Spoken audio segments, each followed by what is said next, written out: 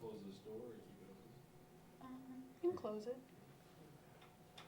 Mike will come in quietly. Hello, everyone, and welcome to Common Sense, a production of Citizens for Limited Government. My name is Sue Ann Penna, and I'm joined by my co-host, Eddie Malavarca, and we are honored to have with us today James O'Keefe of Project Veritas.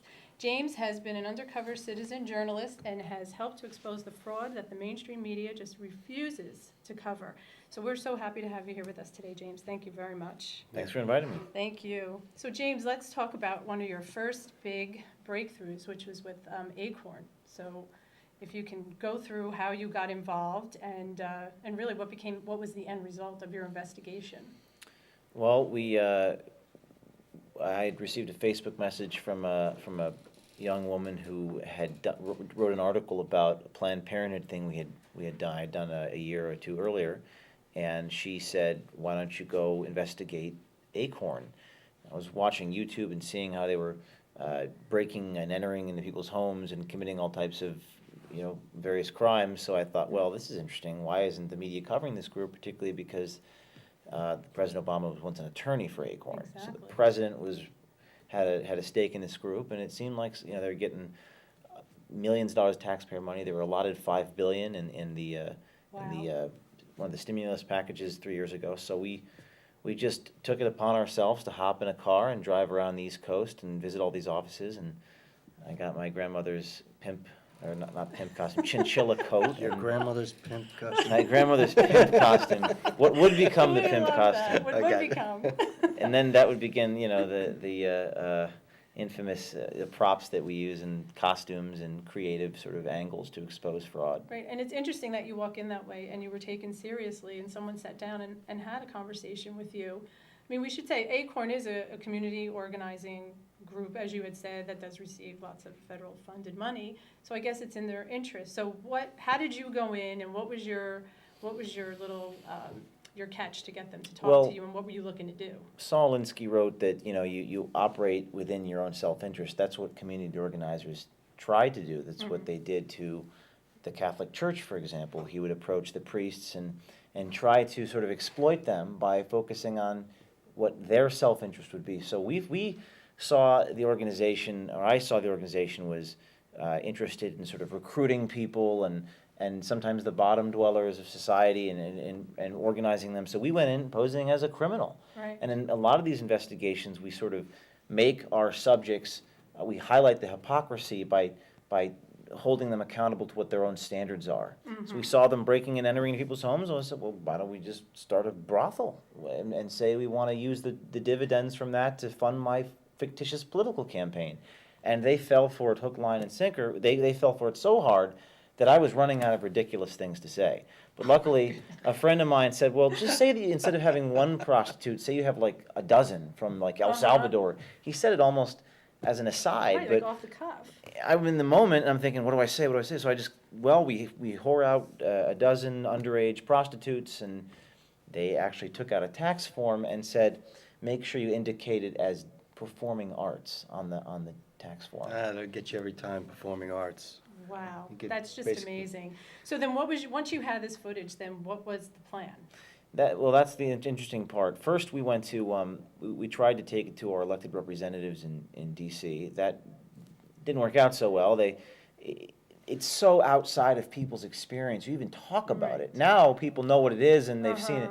But you talk about it, they're like, I don't believe that, or they said you must be some type of con artist trying to approach me with this absurd premise, or worse, they think that you yourself have committed a crime because you're talking about prostitutes. Mm-hmm. So a lot of people in Congress didn't understand it, and everyone was telling me, go talk to Andrew Breitbart. Yes. It seems like all paths lead to Andrew Breitbart. So I flew out to California. I had a friend out there, and I showed him the first tape, and I said there are potentially more.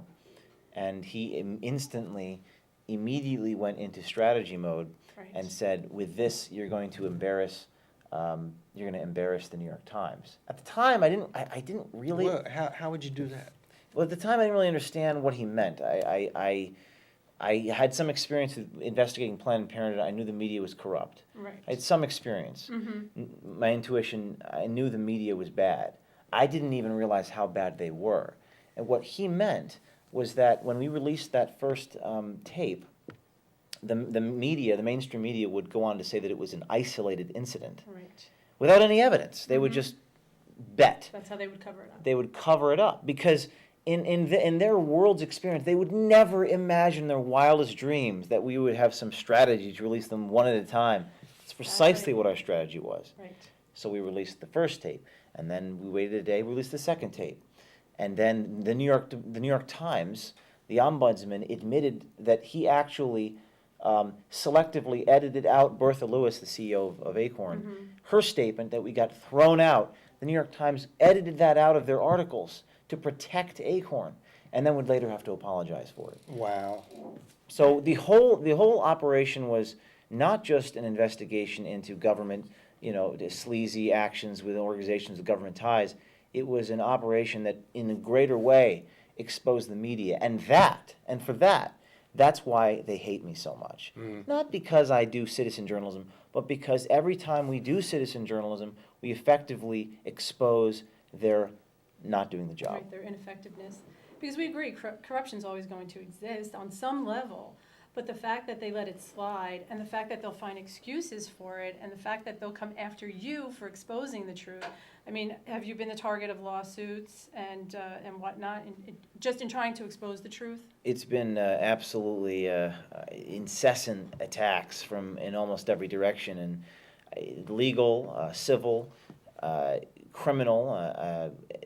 Pretty much, I could probably pass the bar exam at this point because I spend more time on the phone with trying to determine what the laws are, and even when you don't even come close to breaking the law, they'll accuse you. I've had my videotapes destroyed by authorities, for example, and then they charge me with a crime I didn't commit. So it's an incredibly difficult thing to do because you're taking on the media, you're investigating the government. It's a lot of. You're rocking the boat. People like the status quo. But what do you think stops people from even not wanting to know that truth? I mean, is it like an inconvenient truth? Do we all have to face up to something then on a certain level that people just want to push an agenda? There was an interesting story recently in the American Spectator just last week because President Clinton was speaking at the convention in Charlotte, and they were talking about Juanita Broderick, the young woman who accused the president of rape. And Lisa Myers from NBC actually said to Juanita Broderick, who probably was raped by the former president, said, "It's not that your story is not credible. It's that your story is too credible." Right. And there is a very close relationship with journalists and government people. It's very cozy. They get their information from each other. They feed each other information. There's a very tangled web of alliances in media and government. Frankly, half the people at ABC News are married to people in the White House. I think there's actually two individuals, one at Good Morning America, who is actually married to someone working in the White House. Would you want to investigate the organization your husband is married to? I certainly wouldn't want to. No, you're not going to investigate your paycheck. I'm not going to investigate my paycheck. And that's a metaphor for the way the relationship's set up. So the only people who can effectively expose things, I'm not talking about, little things, I'm talking about major stories, are people who don't have a skin in the game. Like Matt Drudge, he broke the Monica Lewinsky story from his apartment in Hollywood. What does that say about the Washington Press Corps? Right. When a We're guy ignoring it. 3,000 miles away, Right. who's not even in D.C., breaks a story that eventually impeaches the president. Right, so that really is the overall thing, is just the mainstream's total lack of respect for the truth and going after the truth. And what is the quote by Mark Twain, that if you don't read the paper, you're uninformed, and if you read the paper, you're misinformed. That's right. So that is obviously what is happening here. And at least now there is a hunger to find the truth, and I think people more and more are starting to look for that. Because, we have NPR, that was another one of your investigations, and here they are funded.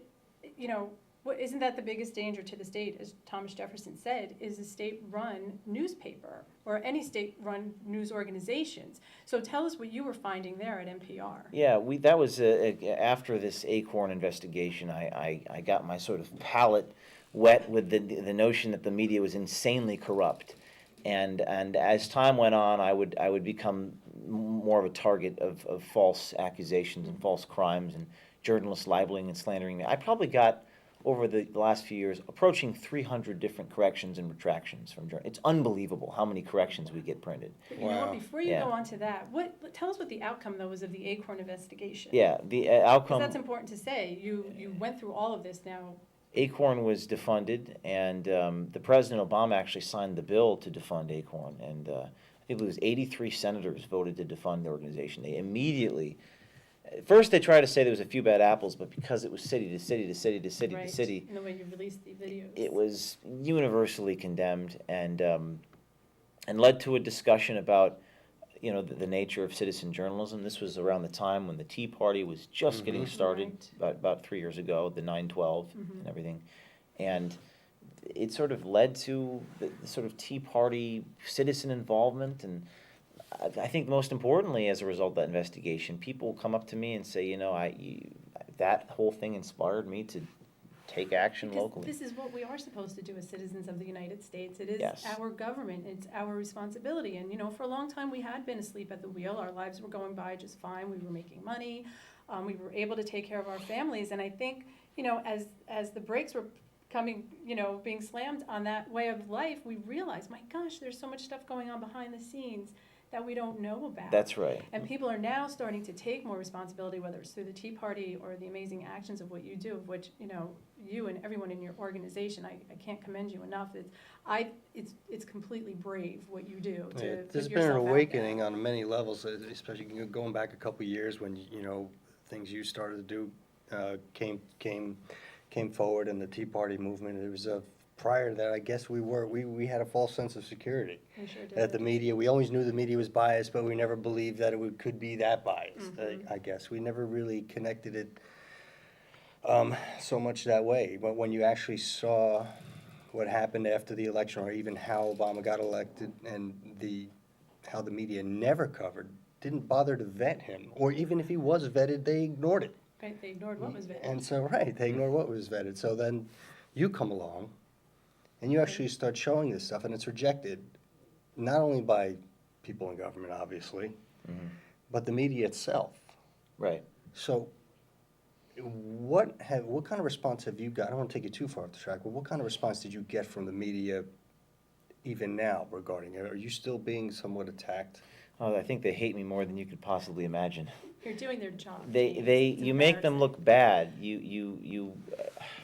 First of all, they believe that you should have some type of pedigree or some journalism school, and we actually did an investigation called To Catch a Journalist. We actually went into the journalism schools to videotape their shenanigans, it's funny because one Huffington Post reporter, Huffington Post, which is a supposed citizen journalism operation, which in fact it's a statist operation is what it is, but one of the reporters, Sam Stein, who's a White House correspondent, I was in this journalism school because, you know, all these things, and what do I do about it? Well, I'm going to go to the journalism schools, and I'm in the Columbia Journalism School, and I have my little videographer undercover there, and he's talking about just journalism, and all of a sudden he brings up Sam Stein from the Huffington Post. He said he boozes his subjects up, like he gets them intoxicated and everything. So I was like, that's interesting. I was doing another investigation of a union thing, and they were talking, and Sam Stein writes an article about me and says that I'm a failure and everything. So I put the two together,